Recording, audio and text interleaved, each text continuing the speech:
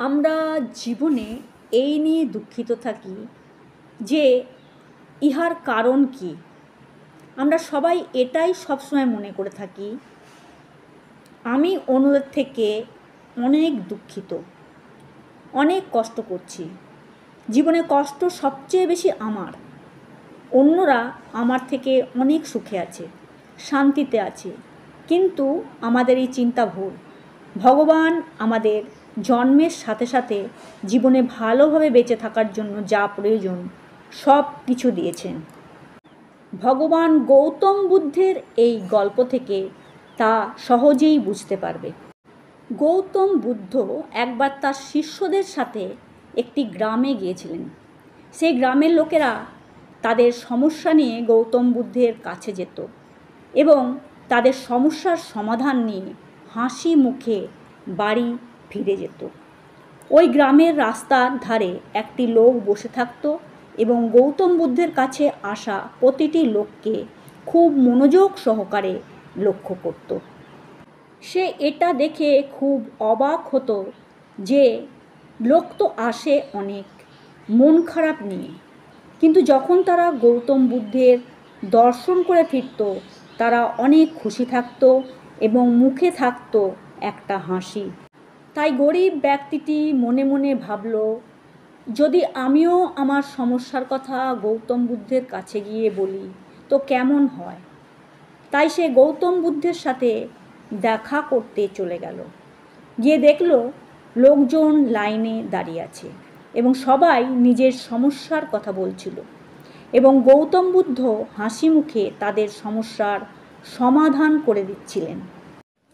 দেখতে দেখতে ওই গরিব ব্যক্তির নম্বর এলো। সর্বপ্রথম ওই লোকটি গৌতম বুদ্ধকে প্রণাম করে বলল, বাবা, এই গ্রামে সবাই সুখী, একমাত্র আমি গরিব এবং দুঃখিত। তখন গৌতম বুদ্ধ হেসে বললেন, তুমি এই গ্রামে একমাত্র গরিব, সেটার একমাত্র কারণ হলো আজ পর্যন্ত তুমি কাউকে কিছু দাওনি। গৌতম বুদ্ধের এই কথা শুনে লোকটি অনেক অবাক হয়ে গেল এবং সে গৌতম বুদ্ধকে বলল, বাবা, আমি গরিব, অন্যকে দেওয়ার মতো আমার কাছে কি আছে? আমি নিজেই অনেক কষ্ট করে ভিক্ষা করে দুবেলার দুমুঠো অন্ন জোগাড় করি। গৌতম বুদ্ধ অনেক মনোযোগ সহকারে লোকটির কথা শুনছিলেন এবং বললেন, সত্যি তুমি একটা মূর্খ লোক। অন্যকে দেবার জন্য ঈশ্বর তোমাকে অনেক কিছু দিয়েছেন। তোমার মুখের হাসি দিয়েছেন, যা দিয়ে তুমি অন্য লোকের মধ্যে আশা জাগাতে পারো। তোমাকে মুখ দিয়েছেন, যা দিয়ে তুমি অন্য লোকের সাথে মিষ্টি কথা বলতে পারো, অন্যের প্রশংসা করতে পারো। ঈশ্বর তোমাকে দুটি হাত দিয়েছেন, যা দিয়ে তুমি অন্য লোককে সাহায্য করতে পারো। আর ঈশ্বর এই তিনটি জিনিস যাকে দিয়েছেন সে কখনো গরিব হতে পারে না। গরিব তো মানুষ নিজের মন থেকে হয়ে থাকে। আর ইহা একটি ভুল ধারণা ছাড়া আর কিছু না। আর এই ভুল ধারণা আমাদের জীবন থেকে দূর করাই আমাদের উদ্দেশ্য হওয়া দরকার।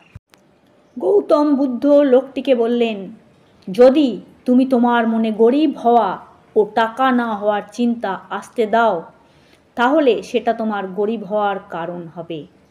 আর যদি এগুলো চিন্তা জীবন থেকে দূর করে দাও তাহলে তোমার একদিন গরিবী একদিন অবশ্য দূর হয়ে যাবে।